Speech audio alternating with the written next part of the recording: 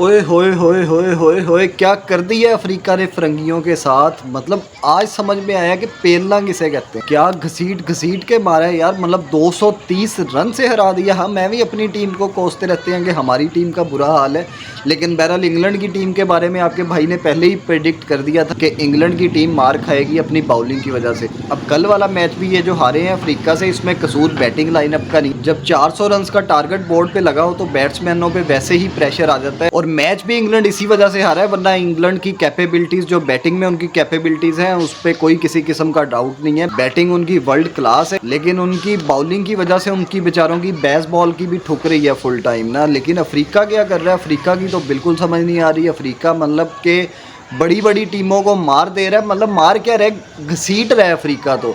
लेकिन नेदरलैंड के खिलाफ इन्होंने हाथ खड़े कर दिए थे। लेकिन अब मुझे समझ आया कि मेरा दोस्त जो बवूमा है वो इतना रिलैक्स माइंड में क्योंकि स्टेडियम के अंदर ही सोया। मतलब उसने भी जहन बनाया कि नेदरलैंड वगैरह की खैर है यार, नेदरलैंड से हार भी जाएंगे, लेकिन पेलना है उन टीमों को जो मतलब पहले वर्ल्ड कप जीती हुई हैं। हम जब बॉबी की बात करते हैं, बॉबी की कप्तानी में हमें 100 तरह के नुक्स नज़र आते हैं, लेकिन जब हम जोस बटलर को देखते हैं तो हमें बॉबी की बॉडी लैंग्वेज भी बेहतर लगती है। और दूसरा ये भी लगता है कि बॉबी इतना भी घुग्गू नहीं है, मतलब थोड़ा बहुत तो एक्टिव रहता है। बटलर को तो पता नहीं क्या हुआ है, हालांकि अच्छा भला सही कैप्टन था, ये अचानक से इस तरह का डाउनफॉल उसका आया हुआ है कि वो ना तो वो कैप्टेंसी के अंदर उस तरह परफॉर्म कर रहा है और ना अपनी बैटिंग में परफॉर्म कर पा रहा है। बहरहाल कल तो ये अपना वो राना फ़हीम अशरफ, बेन स्टोक्स को ही वापस ले आए थे टीम में। राना फ़हीम अशरफ इसलिए कह रहा हूँ कि कल जो उसने परफॉर्मेंस दी है वो अपने राना फ़हीम जैसी ही थी। बहरहाल भाई, वर्ल्ड कप भी मौसम की तरह ही करवटें बदल रहा है। मतलब एक दिन लगता है कि खुशका खुशका है, कोई चाम नहीं है, कोई मज़ा नहीं आ रहा, लेकिन अगला दिन फिर इस तरह का आ जाता है कि लगता है वाह क्या बात है, मतलब इतना प्लेजेंट लगता है।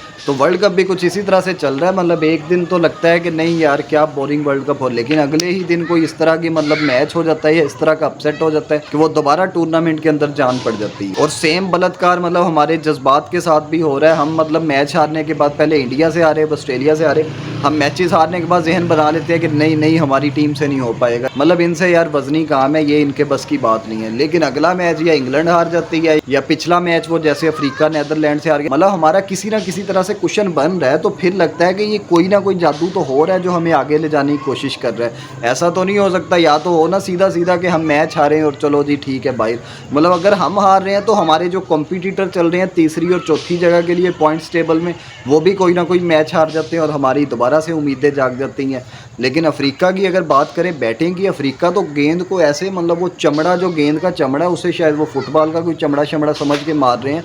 मतलब कितनी दफ़ा तुम लोग 400 मारोगे एक महीने के अंदर, एक महीना 40 दिन के अंदर तुम लोगों ने तीसरी दफ़ा 400 बना दिया। और जब इनका बैटिंग कार्ड उठा के देखें तो कोई भी इस तरह का नामी ग्रामी बैट्समैन ही हमें नज़र नहीं आता। ये होती है टीम। मतलब नज़र आ रहा है कि अफ्रीका ने पिछले 4 सालों से वर्ल्ड कप के बाद किस तरह अपनी टीम को बिल्डअप किया है कि कोई बड़ा नाम भी नहीं है और उसके बावजूद 400 स्कोर, ये कोई छोटी बात नहीं है कि आपको एक महीने के अंदर अंदर ये एक ही टीम से 3 दफ़ा देखने को मिल जाए, और वो भी छोटी टीमों के खिलाफ नहीं, ऑस्ट्रेलिया, लंका, इंग्लैंड के खिलाफ। खैर इंडिया वालों की पुअर मैनेजमेंट की वजह से मेरे दोस्त बेचारे को ठंड शंड लग गई है। उसे बवूमा को वो पिछले मैच में भी उसे सर्दी लग रही थी, तौलिया शोलिया लपेट के बैठा हुआ था, मैंने पिछली वीडियो में बात भी की थी। लेकिन ये सब कुछ हुआ जो तुम लोगों ने उसे रज़ाइयाँ और कंबल वगैरह इन ना ड्रेसिंग रूम में रखवाए, सारा कसूर तुम लोगों का है। बहरहाल बवूमा कल के मैच में छुट्टी पे था, मतलब उसने इतना लाइट लिया, वो चिल कर रहा है लौंडा। मतलब वो चाहे वो कैप्टन्स वाली कॉन्फ्रेंस निकाल के देख लो, पिछला मैच वो जो हार रहे थे नेदरलैंड से उसमें देख लो, मतलब बॉय फुल चिल है। मतलब इसका मतलब है कि वो बड़े मिशन के साथ ही आया हुआ है ये वर्ल्ड कप खेलने। और कल का मैच उसने वैसे ही नहीं खेला। और जो रिप्लेसमेंट डाली है ये होती है रिप्लेसमेंट। हम डाल रहे हैं शदाब खान की जगह उसामा मीर को, मतलब एक टुल्ले से जान छुड़वाई है, दूसरा टुल्ला डाल लिया। लेकिन ये बवूमा की जगह कल उन्होंने हैंड्रिक्स खिलाया है और हैंड्रिक ने देखो कितनी बेहतरीन परफॉर्मेंस दी है। 70-75 गेंदों के ऊपर लोंडे ने 85 स्कोर मारा है और फुल प्रेशर क्रिएट कर दिया। बहरहाल अफ्रीका की टीम की अगर बात करें तो ये जब ये क्लासिन जो आजकल फुल मतलब अन्नेवाह धो रहा है, सबको धो रहा है। पहले इसने 170-80 स्कोर भी मारा 74-75 गेंदों पे वर्ल्ड कप से पहले, और कल के मैच में इसने फिर 60-61 गेंदों के ऊपर सेंचुरी करके वो जो फास्टेस्ट सेंचुरीज वर्ल्ड कप के अंदर उसकी लिस्ट में आ गया, चौथे 5वें नंबर पे आ गया। जब ये नया नया क्लासिन आया तो मुझे मतलब इसने इतनी गंदी परफॉर्मेंस दी है पहले 15-20 मैच में, मतलब मुझे लग रहा था कि वो रेसलिंग में नहीं है शेमस जो है मुझे लग रहा था कि ये उठ के क्रिकेट श्रिकेट खेलने आ गए, इसके बस की बात नहीं है। लेकिन वो लड़के के अंदर तो टैलेंट है, वो मतलब इस तरह शॉट खेलता है यार कि मज़ा आ जाता है कि खूबसूरत नीट एंड क्लीन शॉट्स के देख के बंदे को सुरूर मिलता है। खैर उनका जो वेंदरसन है और अपना मार्करम है वो बड़े अच्छे तरीके से मिडल ऑर्डर को उन्होंने संभाला हुआ है कि तेज़ भी खेलते हैं और 70-80 स्कोर 60 स्कोर वो भी बना रहे हैं। मतलब पूरी की पूरी अफ्रीका की टीम फॉर्म में आई हुई। और अगर बाउलिंग की बात करें तो बाउलिंग भी बड़ी आउट क्लास जा रही है। वो नगीडी है, रबाडा है, महाराज है उनका, वो सारे बड़ा अच्छा परफॉर्म कर रहे हैं बाउलिंग में। मतलब एक प्रॉपर यूनिट नज़र आ रहा है। हाँ पिछले मैच में इनको सांप सूंघ गया था नीदरलैंड के खिलाफ, वो और बात है, नर्व्स की गेम। बहरहाल अभी ये टीमों ने टेस्ट होना है। ये जो पहले पहले बैटिंग करके जीत रही है ना, इनको ये जब सेकंड बैटिंग में इस तरह के टारगेट इनको चेस करने के लिए मिलेंगे तब इनका असल नर्व्स की गेम तो फिर ही टेस्ट होगी।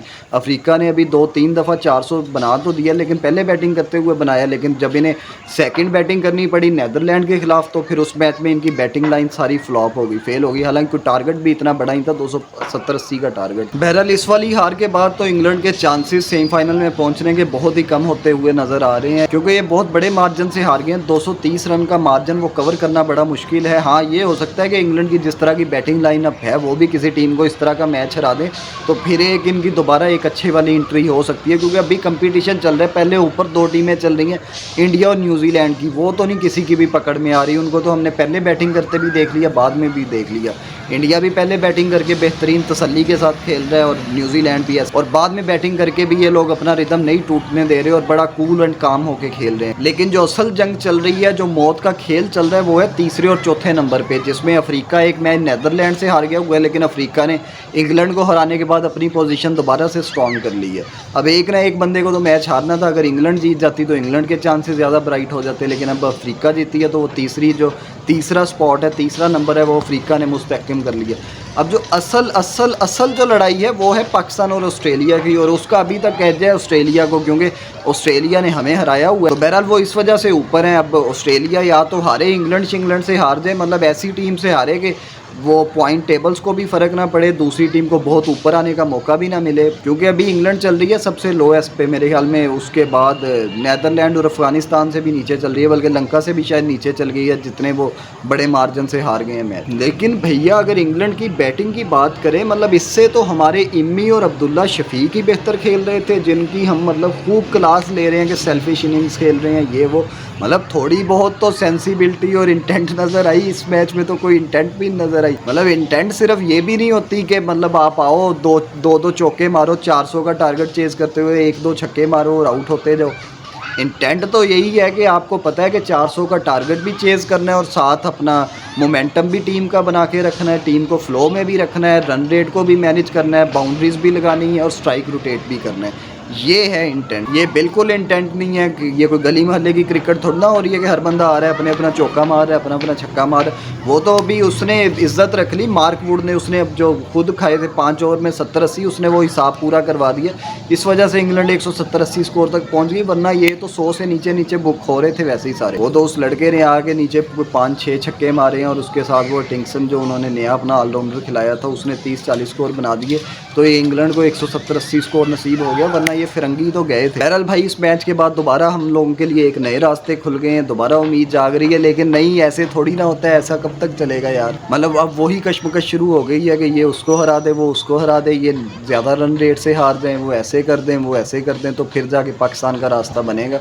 और इसके बगैर खैर हमें मज़ा भी नहीं आता। लेकिन इस दफ़ा जो सबसे ज़्यादा हट रही है वो बुरी परफॉर्मेंस की वजह से नहीं हट रही, इससे ज़्यादा गंदी परफॉर्मेंसेस हमने देखी हुई हैं अपनी टीम की। इस दफ़ा जो हट रही है हमारी, वो इंटेंट की वजह से और बॉडी लैंग्वेज की वजह से हट रही है, कि मतलब वो करंटीन नज़र आ रहा, ना कोई लड़ाइयाँ शड़ाइयाँ, कोई पंगे, वो भाग के पिच पे आना और अगले बैट्समैनों को आंखें शांखें दिखाना, कोई इस तरह का माहौल नज़र नहीं आ रहा। ज़्यादा हट रही है भाईजान इस वजह से। मतलब वो टीमें जो खेलती हैं लड़के खेलती हैं, फंस के खेलती हैं, वो लड़ने और फंसने वाले काम नज़र नहीं आ रहे। इस वजह से वो कोई इंटरटेनमेंट भी नहीं मिल रही। मैच हार जाने के हम आदी हैं, बड़े बड़े अपसेट करवा लेने के आदी हैं, बड़े बड़े रिकॉर्ड्स अपने खिलाफ बनवा लेने के हम आदी हैं। लेकिन ये जो लड़के ना खेलना और अपना बिल्कुल घुग्गू बन के खड़े रहना, इस चीज़ के हम बिल्कुल आदी नहीं है। हमारी टीम के मतलब चर्चे इस चीज़ में तो रहे हैं, वो चाहे शोएब अख्तर वाला दौर था और चाहे शाहिद अफरीदी वाला दौर था। और या उसके बाद जो हमारे लड़के थे, ये सबके अंदर वो रही है थोड़ी बहुत चीज़ें कि ये आँख ऊँख दिखाते थे, आमर शामर भी आँख ऊँख दिखा लेते थे। ये शाहीन जब आया है तब ये खुद बड़ा अग्रेसिव था, हारिस रऊफ अग्रेसिव था। अब तो पता नहीं इनको भी क्या हो गया यार, कोई नज़र शज़र खा गई है हमारे लड़कों पे। काला जादू, मुझे काले जादू पे शक हो। बहरहाल भाई अगला मैच है इंडिया और न्यूजीलैंड का। उस मैच से कोई ख़ास फ़र्क तो पड़ने नहीं वाला, क्योंकि दोनों टीमों की तकरीबन सेमीफाइनल में जगह पक्की हो ही चुकी है, क्योंकि एक दो मैच भी अभी वो और जीत लेंगे तो वो आगे सेमीफाइनल में हैं। और उनके अभी हल्की टीमों के साथ मैच पड़े भी हुए हैं, हल्की टीम है मुराद एसोसिएट टीम्स के साथ। तो बस इस मैच का यही होगा कि दोनों टीमों के पॉइंट्स इस टाइम बराबर हैं। अभी तक इंडिया ही चार्ट में टॉप पे चढ़ के बैठा हुआ था, अगर न्यूजीलैंड जीत जाती है उनको मौका मिल जाएगा टॉप पोजीशन पे आने का। और दूसरा ये है, इस मैच के बाद एक टीम का रन रेट अच्छा हो जाएगा और दूसरी का एनआरआर जो है वो थोड़ा कम हो जाएगा। लेकिन एक और चीज़ जो इस मैच के बाद होगी वो ये होगा कि जो टीम ये मैच जीतेगी वो तकरीबन 95% सेमीफाइनल के लिए क्वालिफाई कर जाएगी। उसके बाद कोई बात रह नहीं जाएगी कि वो टीम क्वालिफाई ना करे। लेकिन इंडिया वालों, वो मेजर रचन रविंद्रा जो है उसका फिर टाइम आ रहा है, देखते हैं किस तरह का परफॉर्म करता है हमारा एजेंट तुम लोगों के खिलाफ। और दूसरा हम ये भी देखेंगे कि अगर वो परफॉर्म कर लेता है तो तब तुम लोग ये बात बोलते हो कि नहीं कि ये हमारे इंडिया का है और न्यूजीलैंड में खेल रहा है और इसने क्या खूबसूरत इनिंग खेल दी है। बहरहाल ये तो मैच होगा तो तब देखेंगे। अल्लाह।